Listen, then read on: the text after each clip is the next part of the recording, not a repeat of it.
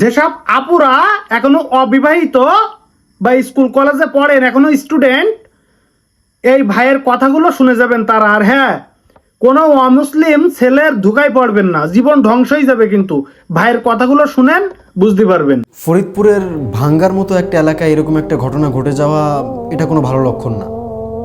আপনি যদি একজন ফিমেল অডিয়েন্স হন তাহলে এই ভিডিও আপনার জন্য, অথবা আপনি যদি এমন একজন মেল অডিয়েন্স হন যার বোন আছে অথবা স্ত্রী আছে অথবা মেয়ে আছে, তাহলে এই ভিডিও আপনার জন্য অলসো। ঘটনাটা হলো ফরিদপুরের ভাঙ্গা উপজেলার দুই মুসলিম মেয়েকে প্রেমের জালে ফাঁসিয়ে অপহরণ ও ধর্মান্তরিত করার চেষ্টা করে দুই হিন্দু যুবক। অর্থাৎ দুইটা মুসলিম মেয়েকে দুইটা হিন্দু যুবক প্রেমের ফাঁদে ফেলে, ট্র্যাপে ফেলে ধর্মান্তরিত করার চেষ্টা করে দুইটি হিন্দু যুবক। তারপর তাদেরকে নগরকান্দার একটা ভাড়া বাসা থেকে উদ্ধার করা হয়। উদ্ধার করার পর তাদেরকে পুলিশের হাতে সোপর্দ করা হলে দুজন হিন্দু যুবকই তাদের পরিবারের সহায়তায় পুলিশের কাছ থেকে ছাড়া পেয়ে যায়। তারা ওই মেয়ে দুটিকে রেখেই চলে যায়। একটা সংখ্যা আপনাদেরকে শোনাই, মাত্র 10 বছরে 12 থেকে 30 বছর বয়সী 3 লাখ নারীকে ভারতে পাচার করা হয়েছে। মাত্র 10 বছর সময়ে 12 থেকে 30 বছর বয়সী 3 লাখ নারীকে ভারতে পাচার করা হয়েছে।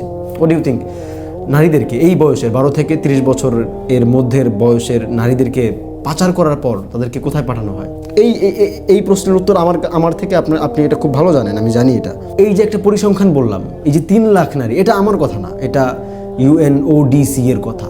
ইউএনওডিসি এর একটা রিপোর্ট, এবং এটা আজকের না, এটা 2009 সালে প্রকাশ করা একটা রিপোর্ট। 9 সালের পর থেকে 19 সাল, 10 বছর গেল, এরপরে আজকে 26 সাল চলতেছে। এতদিনে এই সংখ্যা 3 লাখ ছাড়িয়ে কোথায় গেছে আল্লাহু আলাম, আল্লাহ তাআলাই ভালো জানেন। এই যে এত বড় একটা সংখ্যা 3 লাখ, বা এখন তো আরও ছাড়িয়ে গেছে, এত বড় একটা সংখ্যা, এতগুলো মানুষকে কি হুট করে একটি প্রাইভেট কার এসে বা বড় একটি হাইস গাড়ি এসে ধাপ করে তাদেরকে গাড়ির ভেতরে ঢুকিয়ে তাদেরকে অজ্ঞান করে নিয়ে তাদেরকে পাচার করে দেওয়া হয়েছে? বিষয়টা কি এরকম?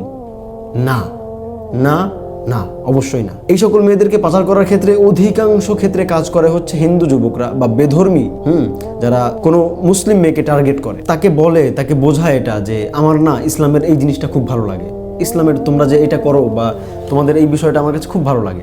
তাদের কাছে আসার চেষ্টা করে, ইসলামের বিভিন্ন জিনিস তারা শিখতে চায়, বোঝায় যে ইসলামের প্রতি তার মায়া, তার একটা সফট কর্নার আছে অন্তরে, এটা বোঝাতে চায়। ওই মেয়ে যাকে টার্গেট করেছে তার কাছে যেতে চায়, তার সাথে বন্ধুত্ব করতে চায়, তার বন্ধুদের সাথে বন্ধুত্ব করতে চায়।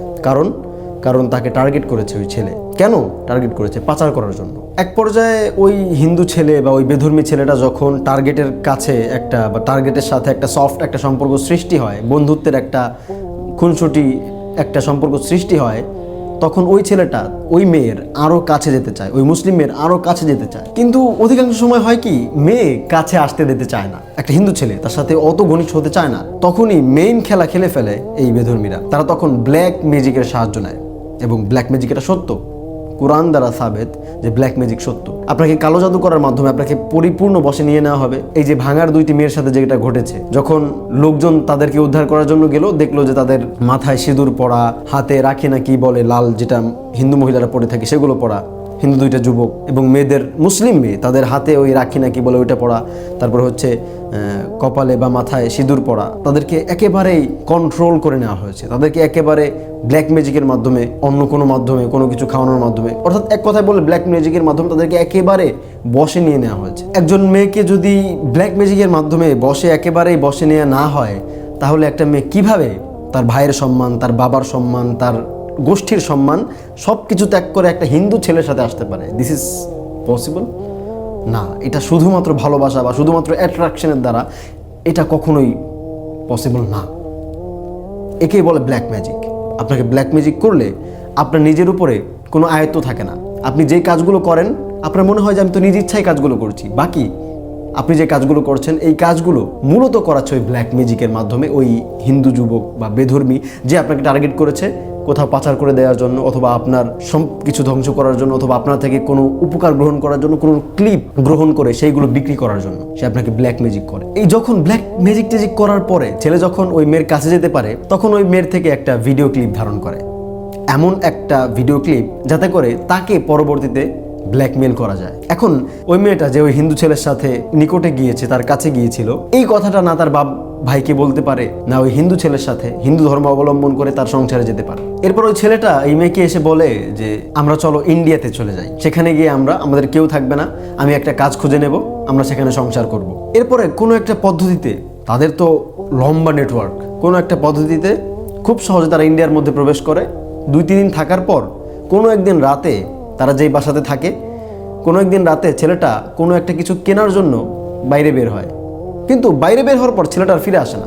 মেয়েটা তো চিন্তিত, এখান থেকে যে প্রেমের ট্র্যাপে পড়ে, ফাঁদে পড়ে, যে বাবার ভাইয়ের গোষ্ঠীর সমস্ত সম্মান যে পায়ের নিচে ফেলে যে এই ঘটনাটা করলো, যে ওই ছেলের সাথে সম্পর্কে লিপ্ত হলো, সে হঠাৎ বুঝতে পারে যে আসলে আমরা যেই বাসায় 2-3 দিন ছিলাম ইন্ডিয়াতে আসার পর, এটা অ্যাকচুয়ালি কোনো ভাড়ার বাসা না, এটি তো অন্য কোনো জায়গা, এটি তো নরক।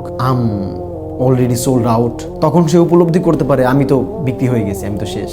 এখন বোন, আপনি ভাবতে পারেন যে আমার সাথে যে হিন্দু ছেলেটার সম্পর্ক, বা আমার সাথে আমার যে ফ্রেন্ডটা আছে হিন্দু বা অন্য ধর্মের, ও তো এরকম না, ও তো খুব ভালো আচরণ করে, ও তো দেখা যায় অনেক ভদ্র, ও তো দিস ইজ নট পসিবল, ও তো এরকম হতে পারে না। আচ্ছা আমাকে বলেন তো, কেউ যদি আপনাকে টার্গেট করে, আপনাকে পাচার করবে, বা আপনার সাথে ঘনিষ্ঠ হয়ে একটা ক্লিপ ধারণ করবে এবং আপনার সর্বনাশ করবে, কেউ যদি কারো মাইন্ডে যদি এটা থাকে, অর্থাৎ কি এটা বর্বরতা, এটা কি হিংস্রতা, সে কি তার হিংস্রতা আপনার সামনে কখনো প্রকাশ করবে না।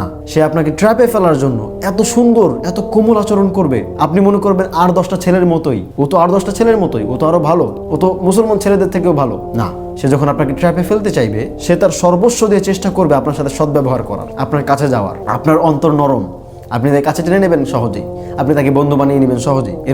এরপরে আপনি ভিডিওটি আবার পেছনে গিয়ে দেখেন, আপনার কাছে যখন সে যায়, এরপরে যদি আপনি রাজি হন তাহলে তো হলেন, যদি রাজি না হন তাহলে ব্ল্যাক ম্যাজিক, এরপরে ভিডিও ক্লিপ, এরপরে আপনি গলার কাটার মতো হয়ে যাবেন, না পারবেন বের করতে, না পারবেন গিলে ফেলতে। এরপরে ইন্ডিয়া নয়তো আপনাকে হত্যা করা হবে ধর্ষণের পর দলবদ্ধভাবে, এটসেট্রা এটসেট্রা। এরপরে তো ড্যামেজ হ্যাজ বিন ডান, যা হবার সেটা হয়ে যাবে। আমার দায়িত্ব শুধুমাত্র আপনাকে বলে দেওয়া, বাকি আপনাকে পথ থেকে ফিরিয়ে আনার দায়িত্ব আমার না। আমার দায়িত্ব ছিল, এক বড় ভাই আমাকে বললেন যে আসলে এটা নিয়ে একটু কথা বলার জন্য, তাই বললাম। এটাই আমার দায়িত্ব, ওমা আলাইনা ইল্লাল বালাগ। আপনার হেফাজতের দায়িত্ব আপনার নিজের হাতে, এবং আপনার বোনের হেফাজতের দায়িত্ব আপনার, আপনার মেয়ের হেফাজতের দায়িত্ব আপনার, আপনি একজন পুরুষ হলে আপনার মায়ের হেফাজতের দায়িত্ব আপনার। ওমা আলাইনা ইল্লাল বালাগ।